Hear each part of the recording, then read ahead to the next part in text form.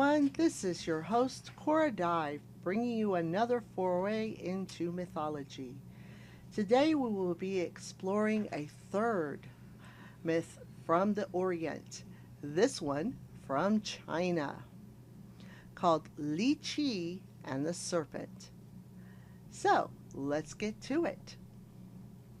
Our cast: Qi, a young maiden; father, who is the father of Qi; mother, who is the mother of Qi; a serpent, who is an enormous monster; a soothsayer, who is a greedy official; magistrate, the ruler of the province; sisters 1 and 2 and 3, all the sisters of Qi.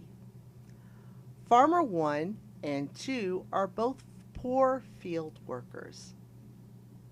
Now that we have our basics, let's get to it. It was the sheep that vanished from the fields first, followed by the oxen. When the farmers near Yung Mountains discovered that their livestock were disappearing bit by bit, they suspected thieves. But when they found wide, trowel-like tracks left in the mud, they realized they had a bigger problem. What could have left these? A dragon? Of course not. Dragons are protectors. This has to be a serpent, destroyer, monster like we've never seen. So they set a watch on the edges of the fields, waiting for what they might see by moonlight. Their efforts were rewarded when shortly after midnight, a river of red and gold scales came gliding down the mountain. It was a serpent, 80 feet long and as wide as a span of 10 hands, an emergent evil. Ancestors protect us! Even larger than I feared. The frightened farmers did not stop running until they reached the capital city, where they demanded an audience with the magistrate, who, rumpled from sleep, greeted them groggily in its official palace. This had better be good. We've seen it! A monster from the mountains! Giant snake! Deliver me from peasants. You two are probably just dreaming. No, nothing could be more real. Its head was as big as a barrel. Its eyes were like mirrors. And it was long, too. Several li long. Fine. It's probably nothing more than a garden snake, but I'll send some soldiers to scout it out tomorrow. Now leave me in peace. The next morning, the magistrate sent a squadron of his best soldiers up to the mountains to search for the monster. To his shock, only one returned alive and reported the rest devoured. 30 soldiers, completely gobbled up, armor and all? This is going to be a bigger problem than I thought. The magistrate declared all paths into the mountains closed. He hoped the problem would just go away. But that is not the nature of evil. Left unchecked, it will continue to grow and grow. Meanwhile, the serpent had tasted human flesh and craved more. In the capital city, there lived a soothsayer, a poor, ragged woman who earned a few meager coins off reading palms. One night, as she slept against the city walls, she had a strange dream. Out of the misty recesses of her mind appeared a pair of yellow eyes, shining like beacons through the darkness. Serve me. Send me lives, young lives. If you serve me, I will make you great. The soothsayer awoke, her body drenched in sweat, and made her way to the palace of the magistrate. The guards ordered her to cease her crazed cries, but when she would not relent, they dragged her before their lord and flung her at their feet. "Can't a man get any sleep around here? What do you want, old charlatan?" The soothsayer rose, and gathering her tattered robes about her, she faced the magistrate imperiously. "Jésus, the almighty serpent, has appeared in my dreams. He swears he will curse the entire kingdom if you don't heed his demands." "Demands? I don't negotiate with reptiles."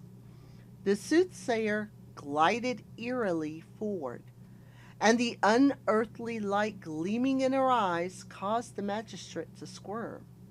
"You underestimate his power. He will grow and grow until he devours us all." "What does this creature request of us?" "Shisu requests a yearly sacrifice." "Impossible! I won't offer up my people to a monster." "So you're willing to sacrifice your life to him, then?" "As you were saying." "The Almighty One is tired of feasting on tough and chewy men. He craves succulent flesh, female flesh. Each year you must send him a soft maiden between the ages of 12 and 13, and he will leave the rest of us in peace." "Oh, is that it? Just young girls? With all that build-up, I was expecting something much worse." "Yes, but even daughters are precious to some. So, you must choose carefully. In fact, I propose you let me do the choosing for you. Let the people's anger fall on me. But for this service, I require compensation. You must make me your official soothsayer." You, living here in the palace? I don't know." "If you don't listen to me, Shizu will destroy us all." Very well." So the magistrate installed the soothsayer as his adviser, promising her riches and power. "People of the province, hear me. The mighty Serpent has spoken. We must pay his price, or we all perish." The following week, the soothsayer chose the serpent's first victim, a daughter of poor laborers. Soldiers bound the girl's hands and feet, carried her into the mountains, and left her helpless before the serpent's cave. As the soldiers fled for cover, the monster shot out of the shadows, devoured the offering, and slithered back into the darkness. "I have been appeased for a year." So began a yearly cycle of suffering and shame. While the people of the province tried to forget the high price they paid for peace, the soothsayer kept the serpent ever in their minds. She dressed herself in flowing robes of red and gold, patterned in mimicry of the master she served. She grew fat on bribes, threatening to doom the daughters of the prosperous if they did not give what she demanded. 9 years passed, and 9 innocent girls lost their lives. All knew what an injustice this was, but no one was brave enough to oppose the soothsayer or her master. They consoled themselves with the fact that the victims were just daughters, and poor daughters at that. It seemed nothing would ever end the serpent's reign of terror. In the capital city, there lived a well-respected man named Li Tan, who was blessed in every way except one. He had no sons, only 6 daughters. When the other men of the town teased him about this, he only laughed. Do not speak to me of misfortune. I consider my daughters to be my greatest blessings. His youngest daughter, the apple of his eye, was named Chi. She was not delicate and refined like his other daughters. In fact, she often shirked her household duties to practice swordsmanship with a crude weapon she had carved herself. Chi, come here at once. One day, Chi was summoned to the household kitchen where her mother and sisters were preparing the evening meal. She bowed to her mother, carefully hiding her wooden sword behind her back. Yes, mother? Don't even pretend to respect me. While you've been playing silly games, your sisters and I have been doing the day's work. Now, sit. Chi sulkily seated herself at the table where her older sisters eyed her coldly.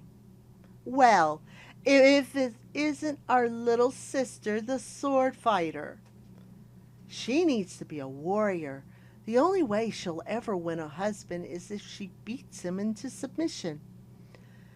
Well, she definitely won't win one with her cooking. Maybe I want a husband who will love me for something other than my cooking skills. Shh! You will cook for your husband. You will weave. You will be gracious and compliant. A good daughter brings honor to the family, not disgrace. Chi's mother slammed a bowl of rice down before her. Our work is done. Now we leave you to yours. As Chi's mother and her sisters left her alone in the kitchen, she began to prepare the rice and half-heartedly formed it into balls. But it was not long until she put this work aside and pulled out her wooden sword. She had crafted it to be the exact size of her father's, which hung in a place of honor in the family shrine. If only I could fight for a living. Cooking is such a worthless skill. Now, worthless is a strong word. Her father was standing in the kitchen entryway, watching her with an amused smile. Oh, Father, I didn't see you there. Chi rose and bowed to him. Sit, sit. Don't let me interrupt what you're doing. What are you doing anyway? Failing. She held up one of the lopsided rice balls that she had formed. I'm no good at things Mother wants me to do. All these tasks seem so pointless to me. Why can I not practice with your sword instead? I'm good at that. It's not the way of the world, Chi. Men are strong and women are yielding. It's a balance between the sun and the moon, light and shadow, yin and yang. It takes both to make the whole. Now, let's see how you have done. He took a bite of one of the rice balls. Is it good? Chewy, definitely chewy. With effort, he swallowed the bite. Chi, I will always be proud of you, even if you're not the best cook. I will try harder, Father. I want to prove myself. I'm just so worthless. There's that word again. Chi, no one is worthless who brings joy to another. And you bring me great joy. Now, show me a smile. Chi's father lifted her chin and a smile spread across her face. That's better. Do you hear that? Chi ran to the gate of their home and flung it open. In the street outside, she saw a dog shivering in the mud. Without hesitation, she scooped it up and it eagerly licked her face.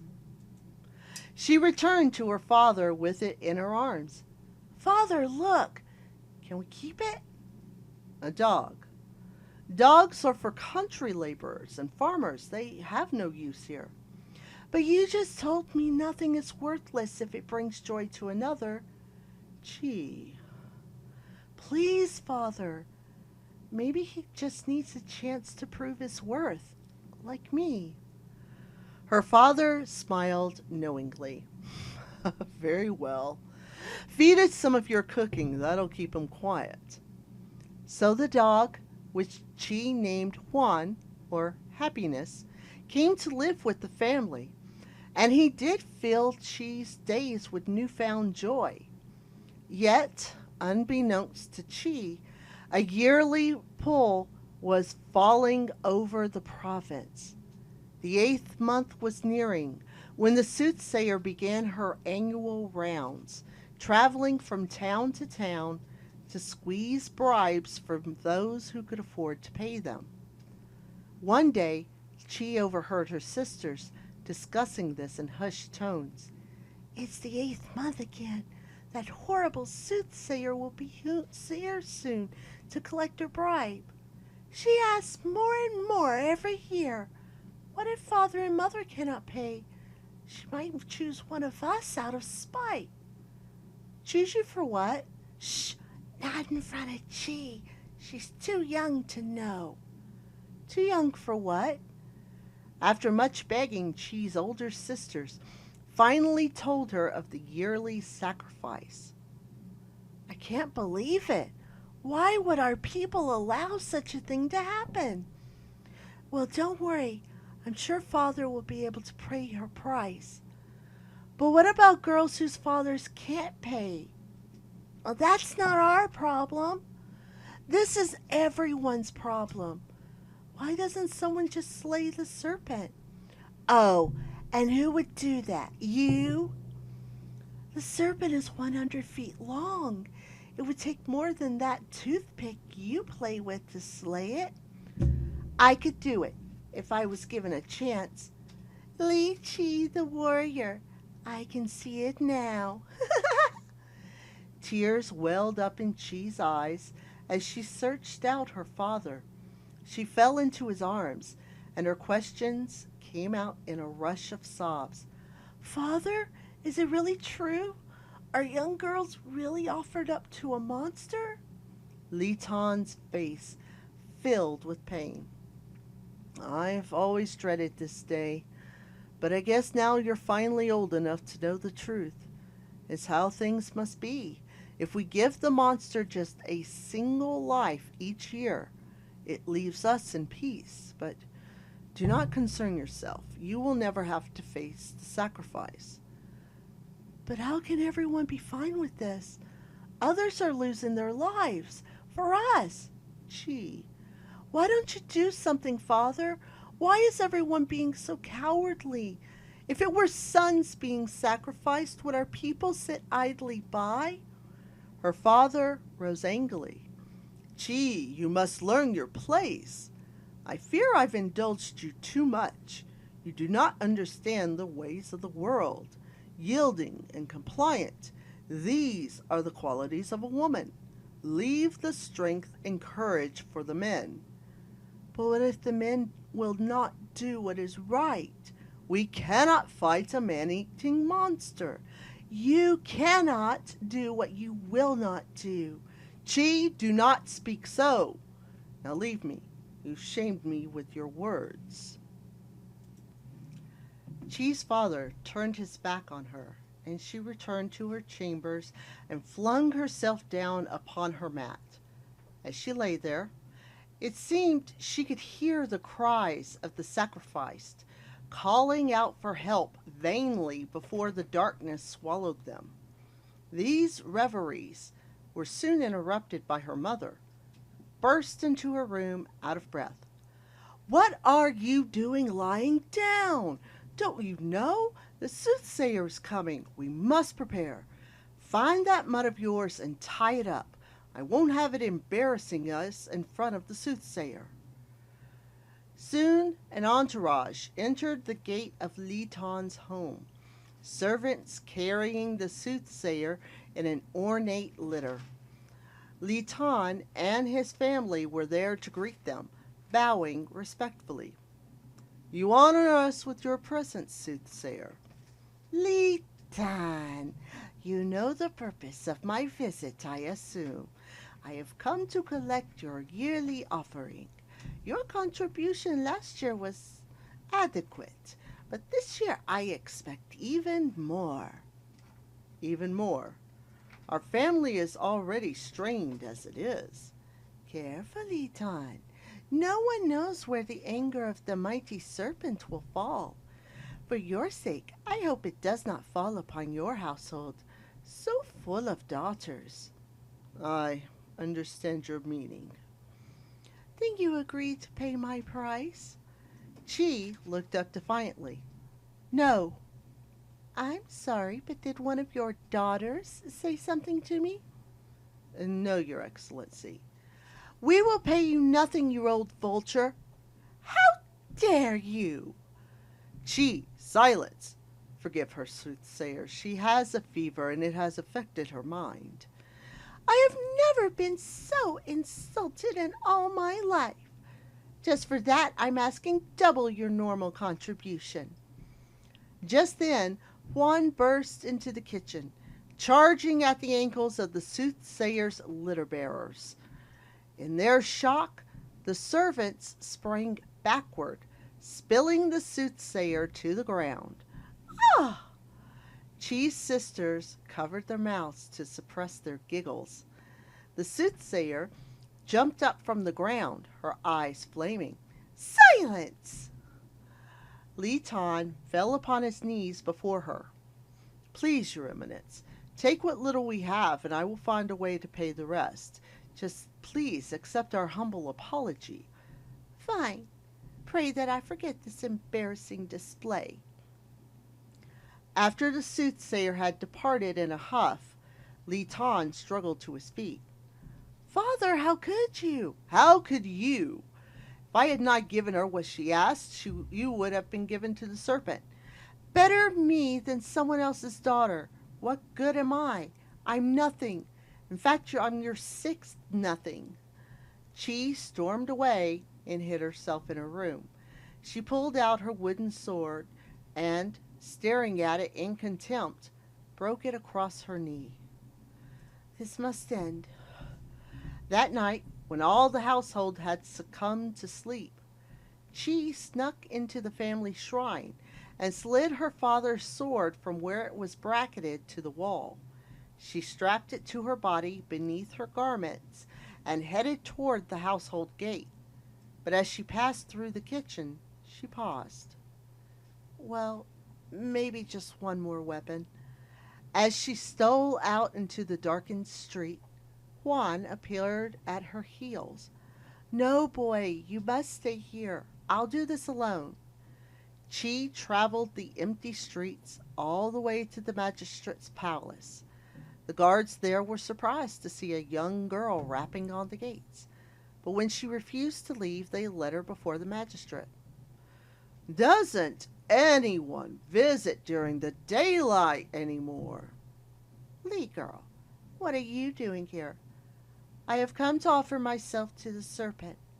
Ah, I thought perhaps you'd come to apologize for your outlandish behavior. I would never apologize to the likes of you.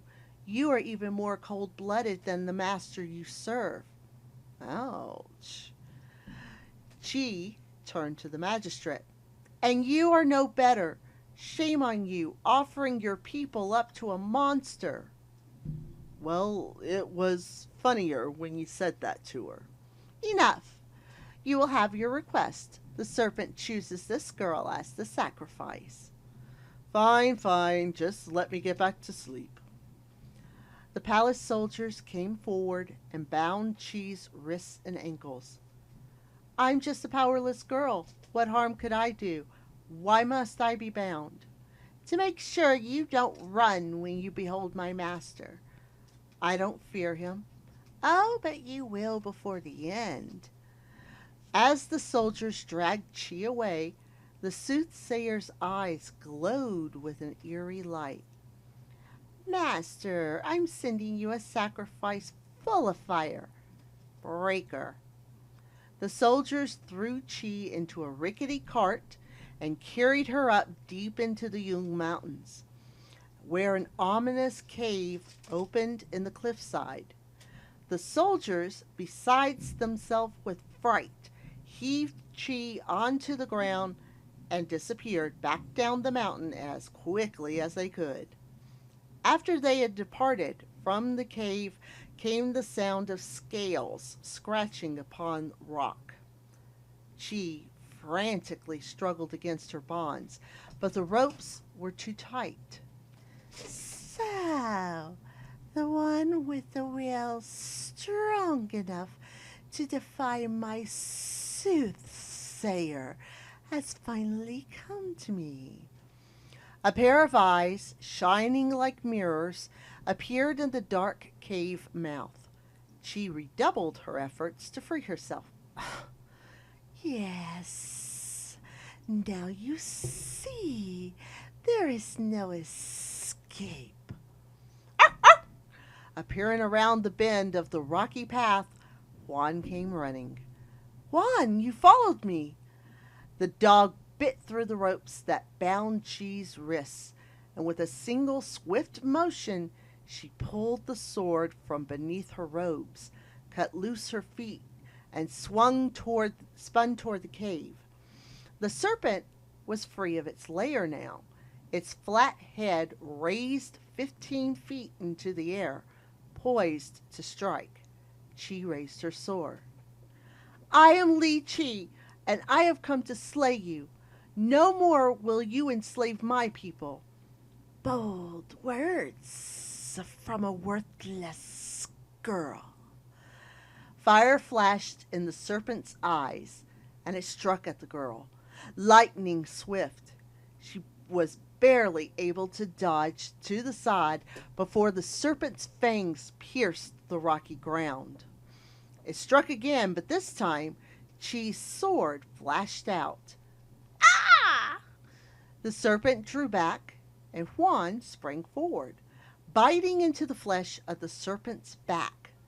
The serpent struck at the dog, seizing up his body and flinging him against the nearby cliff. Juan fell to the ground and lay motionless. No! The serpent whipped his tail toward Chi, but she dashed up the side of the rocky outcropping and, leaping free of the rock, flung herself upon the head of the snake, stabbing downward into one of its eyes. Ah! Blood spewed from the serpent's empty socket, but its tail shot out, coiling itself around Chi's body, squeezing the breath from her.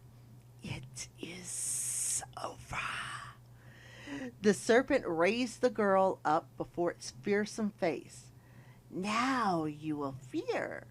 Now you will see what it feels like to be devoured bit by bit.